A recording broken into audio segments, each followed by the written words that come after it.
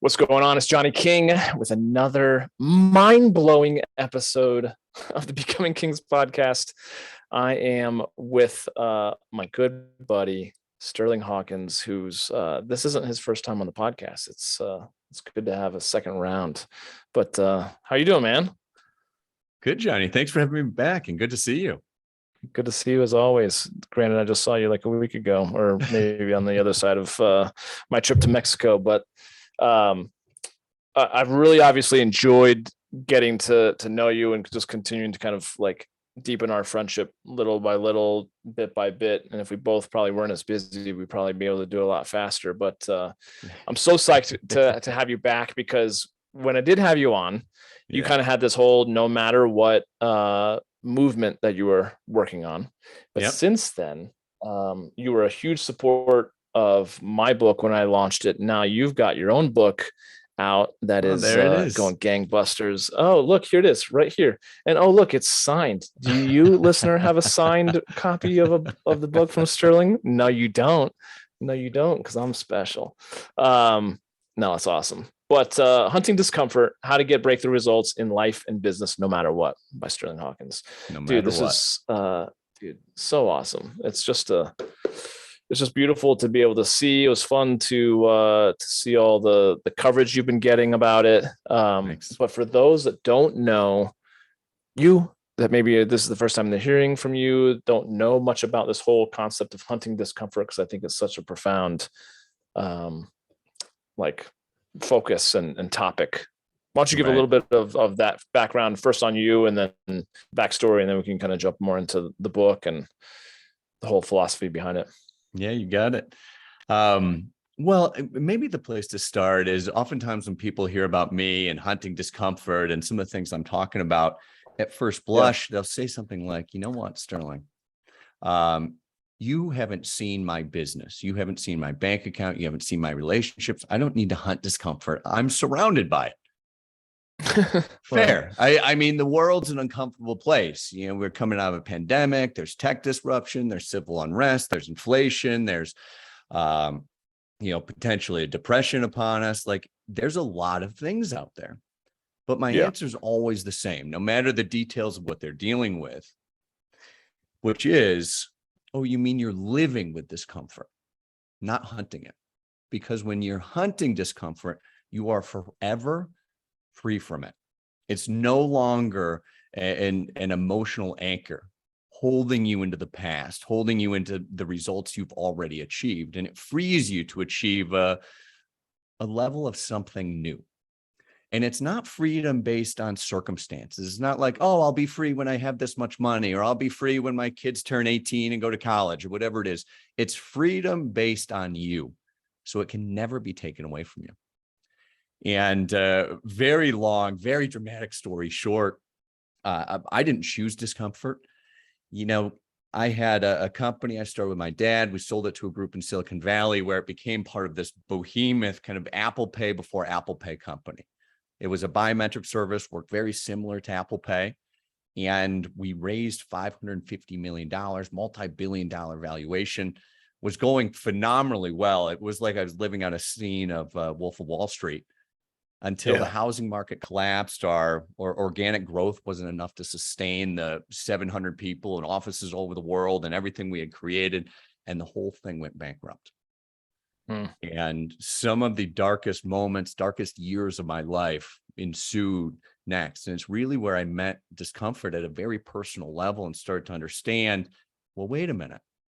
Discomfort is not only your access to reach greater potential, it's a critical part, a necessary part of the human experience.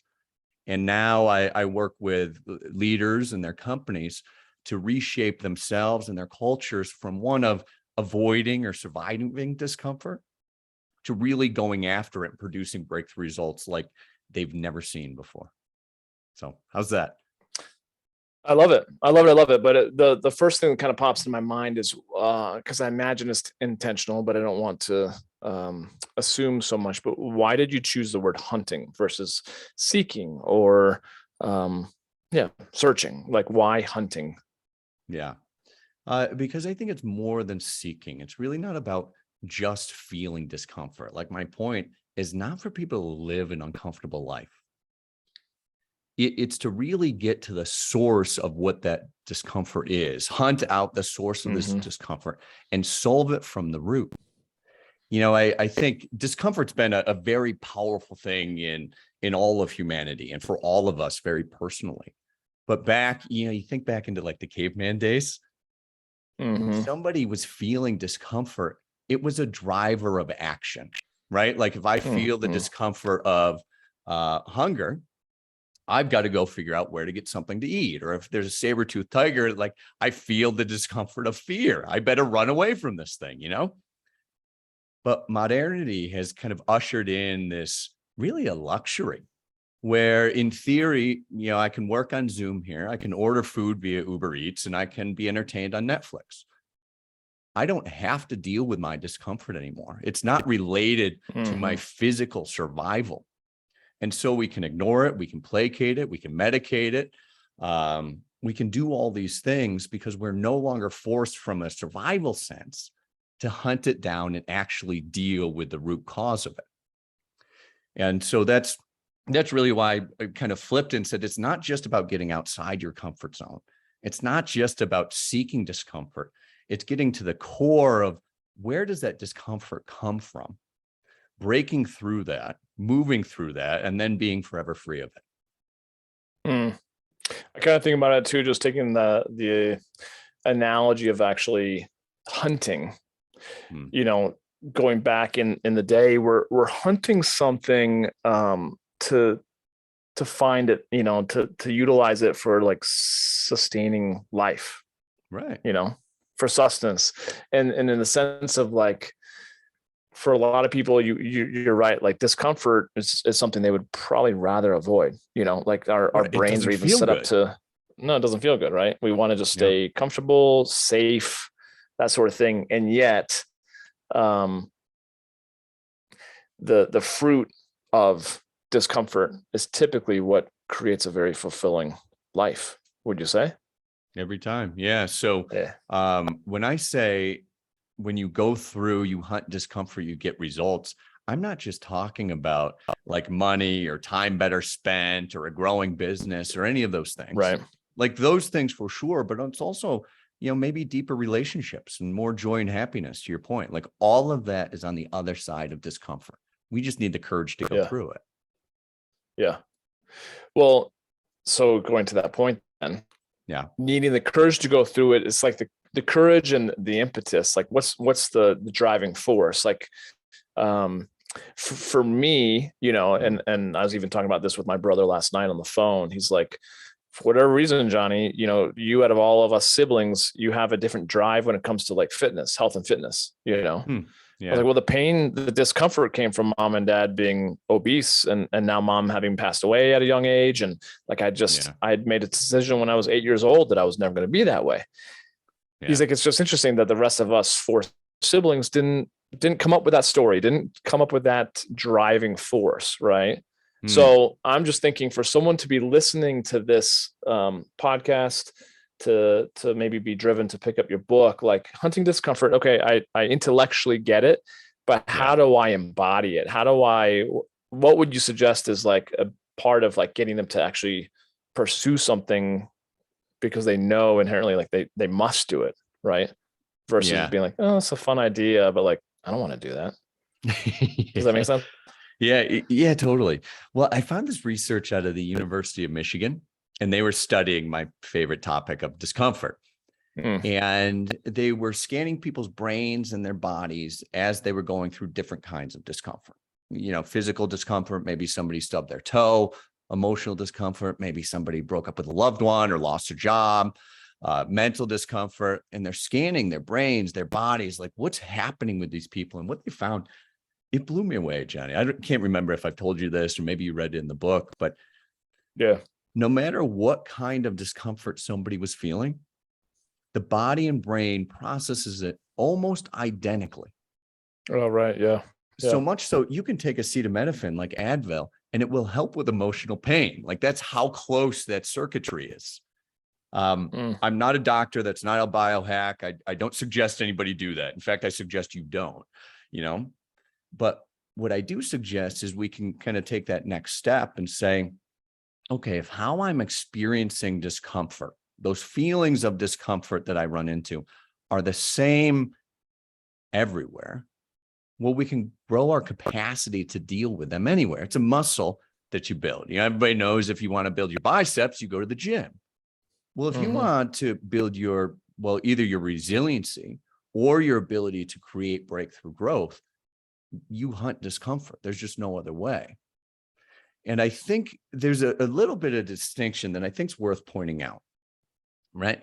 Whenever there's a because, it's usually dependent on something circumstantial. I'm not saying there's anything wrong with it, but if you're saying I'm doing this because, there's something in the world that you're hinging it on. Could be a belief, could be a feeling, could be, maybe your thoughts about the significant other, wherever you're at in life. When you break through that discomfort in all the different ways, then you become really ultimately free of that.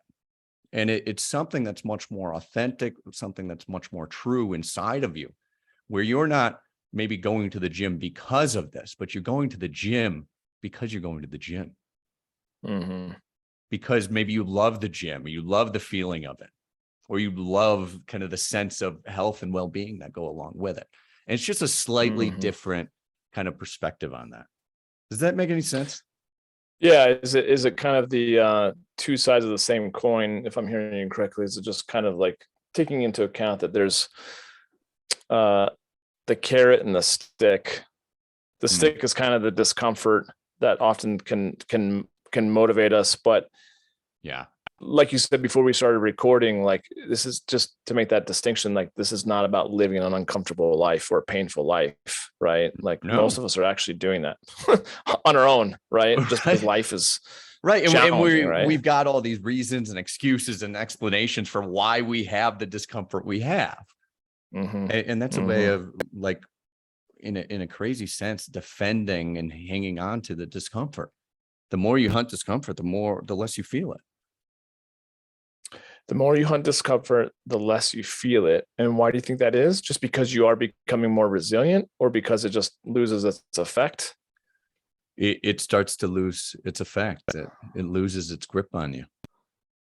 I'll give you a personal example. For me, back when that whole company fell apart, I told you it led to some really dark times. And it led to me being, a lot of shame, a lot of embarrassment, retreating from a lot of friends, even some extended family, because it didn't just feel like I was a failure. I was a failure. That was the truth. That's how I felt. That's what I believed at the time.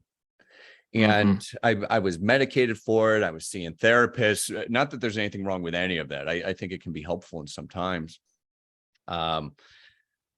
But I decided, you know what? I'm going to go through this fear. It's from something my mom said. The way out is through. Robert Frost quote. Yep. And the thing that scared me most of the time was speaking in public. I've always loved that Seinfeld joke. Many people would rather be giving the eulogy than in the coffin. Or in the coffin than giving the eulogy. Sorry, I gave it backwards. Yes, that was me. I would have rather died than been on a stage somewhere. And I think I shared in the last podcast, I did end up applying and speaking at an event, but I started looking at that. The way to break through discomfort is twofold. One, expose yourself to it, right? So that's exactly what I did. I spoke anywhere I had a chance, anywhere I could, to orient myself to that discomfort. Where was it in my body? What were the thoughts that were coming up? How did I feel? How did I feel afterwards? How did I feel during it? What did people have to say? What feedback could I collect? Right? I got to know that discomfort really, really well. But I didn't come out of the womb afraid to speak in public. Right? Babies don't come out of the womb and they're like, this one's got a lot of self-doubt. This one's going to be scared to speak in public. This one is going to be afraid to ask for money. Babies don't come out that way. It started somewhere. There's a root to that discomfort. And I found it actually traced back. I don't know if I've ever told you this, traced back to something that happened in the 5th grade where I thought I was going to give a fantastic presentation, was really excited for it, thought it was going to be the best in the class. I wasn't afraid to do it. And when the moment finally came, I forgot what to say. And, anybody watching from the outside is like, oh, well, he forgot his presentation. But for me, devastating. In that moment, I wish I could have disappeared. I decided I'm not good at public speaking. I should never do this again. And whenever I'm in the potential situation or I am speaking in public, I need all my fear responses because this is going to end poorly. Right? I'm taking something that happened in the past in 5th grade, and here I am now in my 30s, still dealing with that discomfort, still hanging on to that discomfort. And it wasn't until I traced it back to that moment and realized, well, wait a minute, that was 5th grade. I'm not in 5th grade anymore. I'm now in my 30s. I just turned 40, right? Like, that's a perspective. That was the root, or at least closer to the root of where that discomfort started for me, that gave me access to being able to actually let go of some of it. And now when I speak in public, I might get a little bit nervous, but nowhere near the debilitating fear that I would experience in the past. You were excited. Obviously, you thought you're going to do well when you're in 5th grade. And then to go from that to complete, like, that frozen moment, or your brain goes blank is I think a scary thought for anyone, even if that happens to you now, right? And a keynote speech that you're given would be horrifying, but like at the same time, you have the tools now to work through that. But as a 5th grader, that can shape a man's life for sure. It did, and that's really, to your point. Our lives, our businesses, our relationships are defined by the discomfort that we avoid. For years after that, I'm avoiding speaking in public, sometimes consciously, sometimes unconsciously. And, for other people, it's, well, I'm afraid to be in relationships when there's any conflict, or I'm afraid of asking for money, or I, have little self-worth when it comes to these things.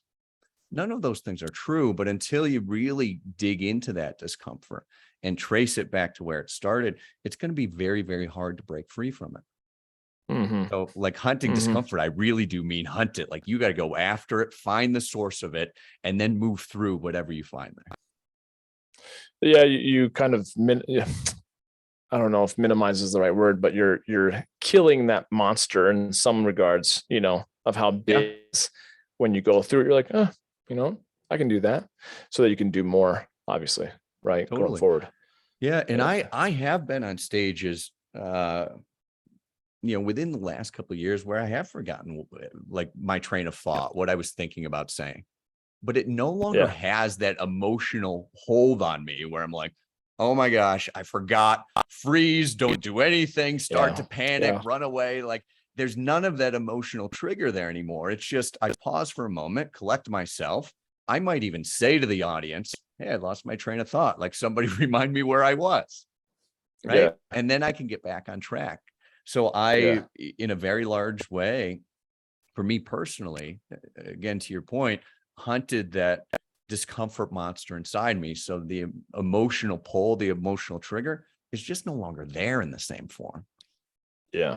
And I think that's the key, because whether we're talking about, like, some of the work that I do with nice guys, myself included over the years, like, to your point, avoiding confrontation, or what nice guys ultimately do is they avoid communicating their needs. Because what if they tell someone their needs and they don't want to fulfill those needs, or it's too overbearing, or they decide to leave, it's like, and yet that, without hunting that discomfort, that ripple effect of just shutting up and putting up is, way worse, way worse in terms of how that has its implications on your life, So it's almost like, without realizing it, we have avoided the short-term pain and have accepted the long-term life sentence of it. And again, like, no newborn has come out of the womb being like, oh, this one's a nice guy one. This one's going to be afraid of tough conversations. People aren't born that way. It started somewhere. And so when you can find it like in your life, maybe inside specific relationships, and like start to experience it, like go into some of those things and then start to trace it back to where it started, you will be free of it. Like it's brain science. It's how it works. It's pretty cool. What I was going to ask was what you mentioned earlier about how discomfort shows up in a couple of different, or a multitude of different ways, I think primally, is that a word? Let's go with it. We experience it in the body, right? Yeah. But I know, at least with a lot of guys, there's a disconnect between their head and their heart, or their head and their the experience of emotions or sensations in the body, right? So whether it's a guy or a gal listening to this, what do you, in all the work that you've done and working with, clients and just talking to people, and now the people that are reading your book, do you feel like there's a common sensation that people feel? Is it like a tightening of the chest? Is it like, how do you really know if like something is like just uncomfortable, like, or ultimately what I'm getting to is like, if it's so taxing and so like so scary, do you want to have more bite size? Like, do you start off kind of not babying yourself, but stepping into, or do you just go for the mother load and you'd be like, all right, this is like debilitating and I feel like I'm about to have a panic attack. I'm so uncomfortable. You know what I mean? What are your thoughts along those lines? So not to like cop out of this question, but a little bit, it depends. And here's why.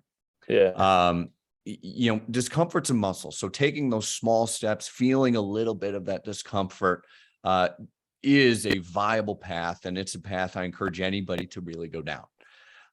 Over time, you'll get stronger and stronger and stronger, and you'll feel less of that discomfort inside of you. And to answer the other part of your question, I can't say there's like any one specific area of the body or kind of feeling that I've talked with people about experiencing. Some it's the face or the neck or the chest or the heart.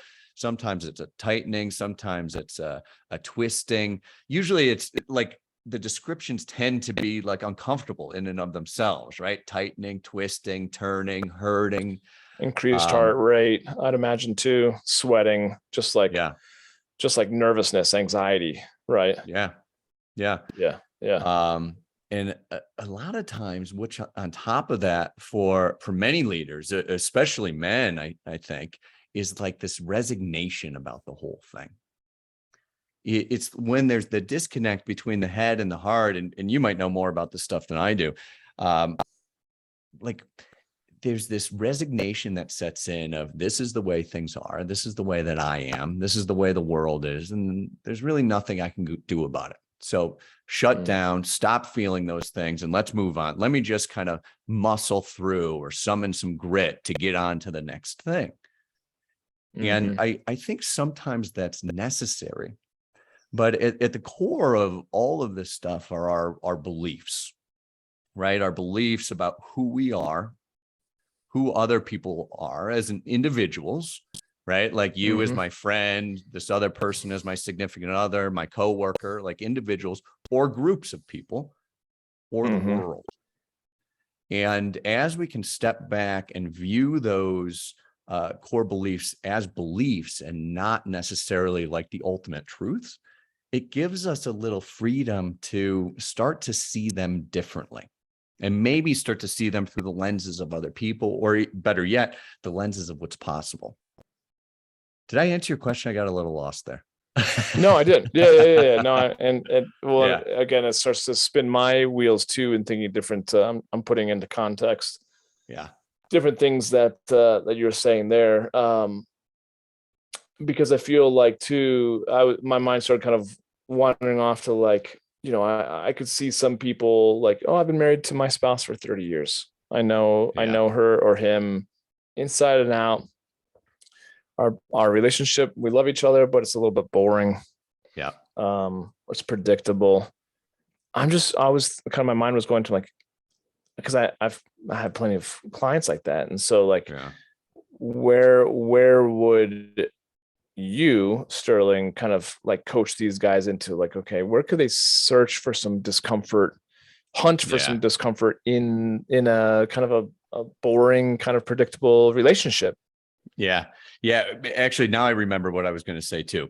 So you can take small bites of discomfort, and this will answer both questions, I think, but you can also take really big steps into it. But I would advise only take those big steps into it when you have the people around you that can support you. Right? Important. Like when you're deep in discomfort, it's disorienting. Everything in your brain is going to be telling you, don't do that, go back, this is dangerous, the alarms are going stupid. off. Exactly. And if you're by yourself, if you don't have any outside support, in all likelihood, you're going to turn back. And it's going to make a lot of sense to turn back, right? There's going to be all the reasons, all the rationality, and it's just your brain oftentimes tricking you into keeping you safe, or better said, keeping your ego or your beliefs that you already have in place safe. A couple of components that I think you need are one, outside accountability. If you're outside accountable to somebody, you're 95% more likely to achieve your goal. 95%, not like a little bit more likely, but way more likely to achieve whatever it is. And I also think you need somebody that offers you love, not in the romantic sense, but love in terms of acceptance. Because as you're in kind of the struggle of the moment of discomfort, right? There's going to be things about you that you don't like, things that come up that maybe you don't accept, and somebody kind of being outside of you, accepting you for who and where you are, I think is critical, especially for some of those bigger leaps. So my favorite way to kind of break out of the status quo for anybody that's kind of resigned with where they're at in their career and their startup and their relationship is to do something really, really hard. It's medicine I've taken myself. I mean, I've gotten really into like endurance runs and bike rides and like things that I really don't feel like I can do, but sign myself up for these things and then do them. And what that does is it almost, how do I want to say this?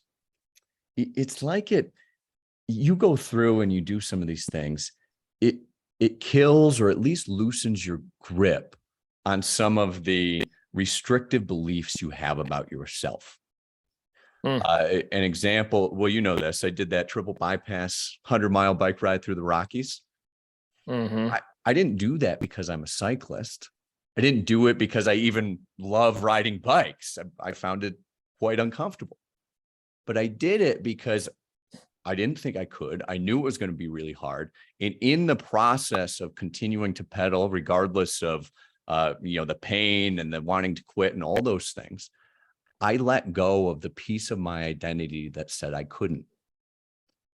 And the more that you do that, the more, one, you become able to let go of your identity or who you think you are, or how you've defined your relationship or your job or any of those things. And it also shakes you up, because if that's now true, something that you didn't think was true is now true, almost at an unconscious level, you start to wonder, well, what else might be true?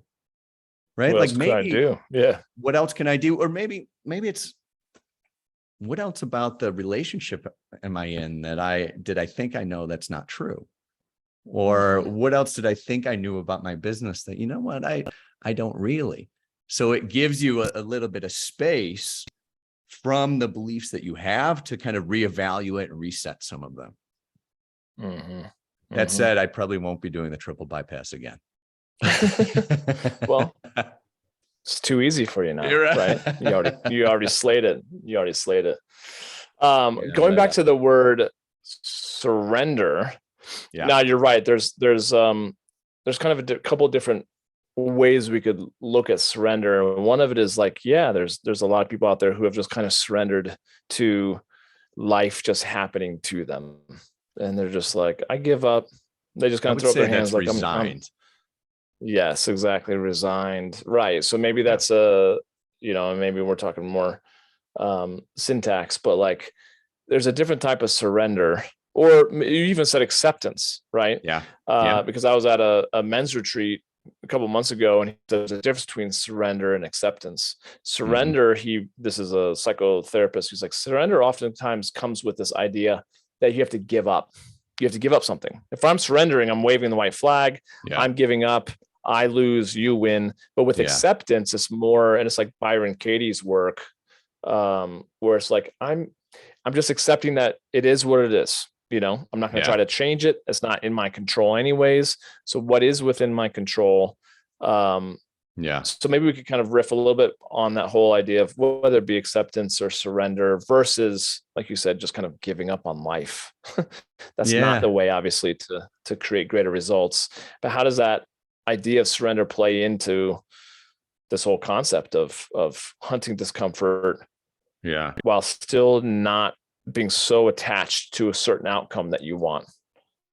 Does that make sense? It does. So this is kind of interesting, because I think you do have to give something up, and give something up very intentionally. And this would be like a cool conversation for the three of us to get into sometime, I'm sure. But it's, to me anyways, when I'm talking about surrender, it's something that's very active and very intentional. And there's two specific things that I think you have to actively give up. One, maybe obviously, like the resources to achieve whatever it is you want to achieve. If I want a coffee, I have to give up the time it's going to take to walk there. I have to give up the $4.50, whatever it is. I have to give up real time, materials, and resources to get what it is that I want to achieve. And the second thing that you have to surrender is much more difficult, much more subtle, which is you have to give up your resistance to giving up those things. Carl Jung, famous psychologist, I'm sure many listeners know, like arguably the father of modern psychology, right? He said, we cannot change anything until we accept it.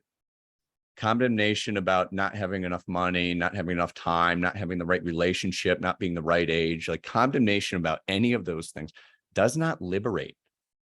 It oppresses. And until we step into that discomfort of whatever it is and let go of whatever thoughts, feelings, emotions, ways of thinking, being, and acting that are kind of causing some of that discomfort for us, it'll just be an albatross, or it'll be like an anchor that holds us back. So like, yes, acceptance, it's very nuanced, Well, and I was thinking too, like, to your point, actually, there's times when you need to surrender to let go of, to give up, to let die, maybe our ego, right?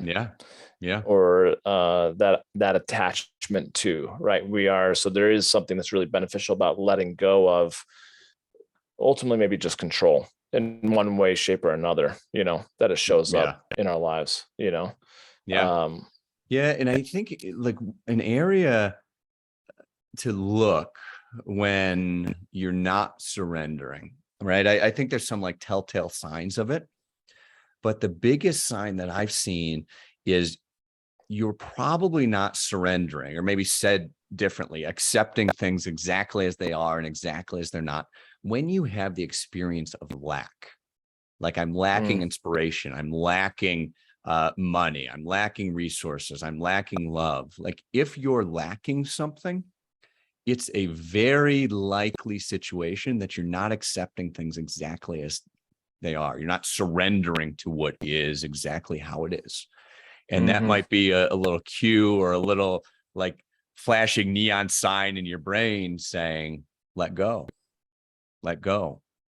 And then when you are able to let go, you find really this limitless reserve of innovation, creativity, and resourcefulness and determination that maybe you didn't even know was in yourself. But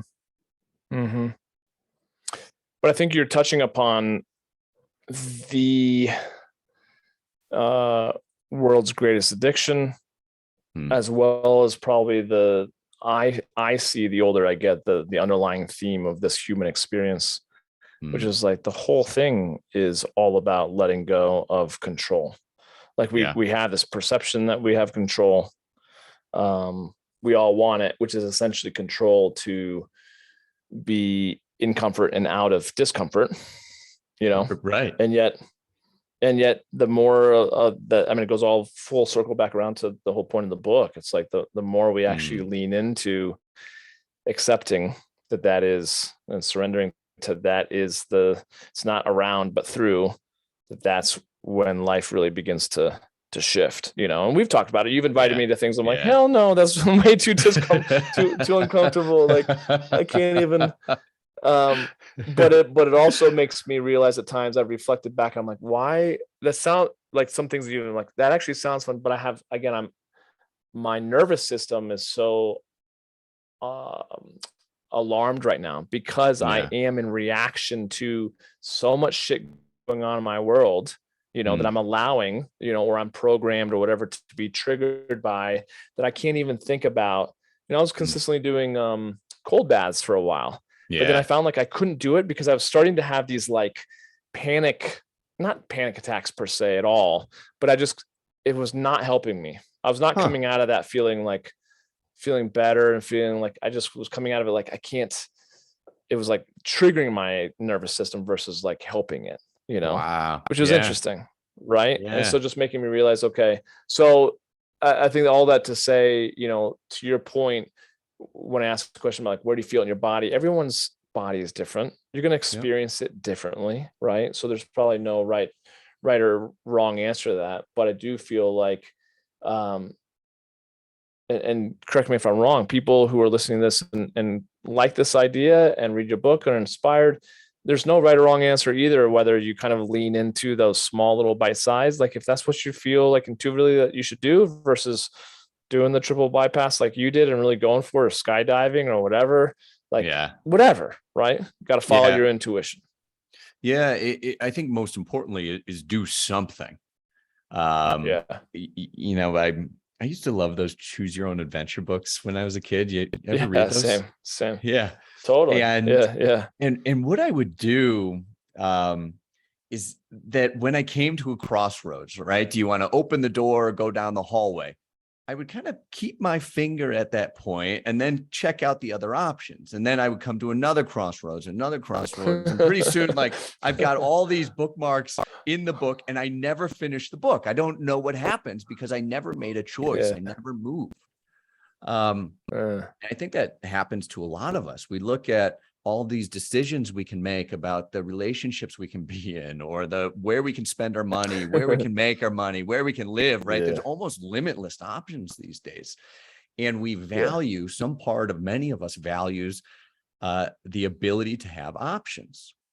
But when we constantly keep options open, keep all the options open, we're never able to finish the book. When you choose and commit to something, like a little discomfort, big discomfort, doesn't matter to me, but when you really choose it, you go after it, you commit to it and you do it, it forces you to move. And you might not end up exactly where you want to be, but you will be somewhere new. And then you can make a new commitment and move again. Yeah. I think you're right. And I even think about like, it's just like a choice or decision overwhelm. When you've almost got too much, and I'm thinking about you as a little boy, like ultimately you don't want to make the wrong decision, or you want to know all your options before you get going. And how many people do that when they want to start a relationship or a business? And you're just like, and I've been that way too. And I think over time you're like, me too. You just have to fucking go. Just go. Just choose one and go. Right. And then change it maybe down the road, but at least you've done something. Yes. Like you said, at least do something, take action. Versus just try to have all your ducks in a row, or have every option laid out in front of you so that you can choose, intellectually. I think sometimes you're right. Just go, right? Just go. And here's kind of the dark side to that many of us don't think about, myself included, which is if you don't choose, life, the finite nature of it will choose for you. Like indecision becomes the decision. And all of a sudden you're 50, 60, 70, 80 years old, looking back on your life and saying, hey, I wish, I should have, I could have. If you look at the research, the number one deathbed regret, number one all over the world, is some form of, I wish I had the courage to live the life true to myself. Now, it doesn't sound like, oh, I wish I went to the Grand Canyon, or I wish I started that business, or I even wish I was in that relationship. What they're wishing for is something that is always and inherently inside of them, the ability to summon courage. And we can look at that, kind of transport ourselves into the future and say, well, what really matters to me? What am I right now lacking the courage to do? Knowing that if we don't do it, we'll have some regret about it on our deathbed. And then you can at least take some steps towards that thing. Yeah. That is something I've done with other clients. It's something that I do consistently as well, which is like, it's almost taking future pain and experiencing it in the present, versus being, fixated and scared of my current, fear, which is going to keep me from actually taking action. Like, but wouldn't I regret this more to not do it than to just do it? And I'm like, yes, let's just fucking go, So, but it's not easy, man. Especially, it's not easy. No, it is really not easy. And the ancient Greeks, they said, I'm sure I'm going to get this quote wrong, but it's something along the lines of, the best way to live is to die. And they're getting at that point, right? Like, if you take that future pain that you might experience and kind of bring it into the present, feel that pain, go through that little death, or go through that discomfort, or whatever it is, well, then now you're really living. Right? You're free of that. You're free of that discomfort. And now you can take some steps into whatever it is, the business, the money, the relationship, so on and so forth.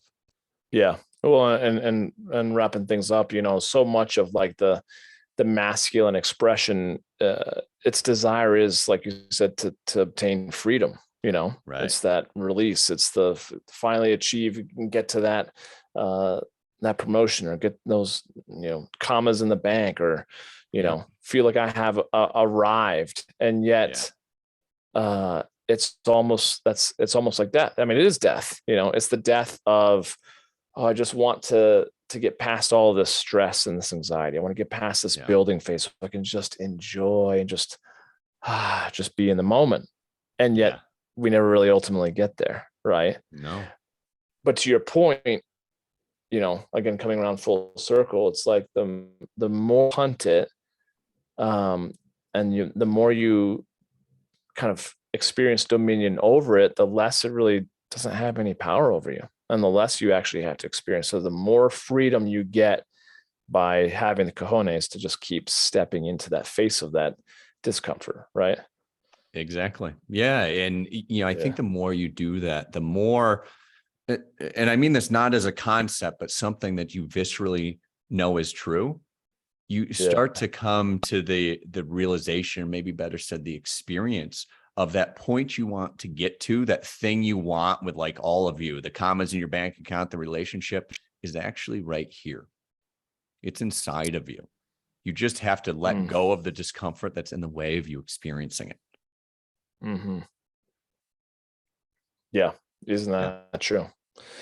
Well, I love it. I think anyone who really is kind of turned on by this concept, why discomfort is needed, right? How they should break through it, and how to kind of discomfort muscle, need to pick up your book, Hunting Discomfort. Where can they get it? Awesome. Where can they pick up a copy or multiple copies?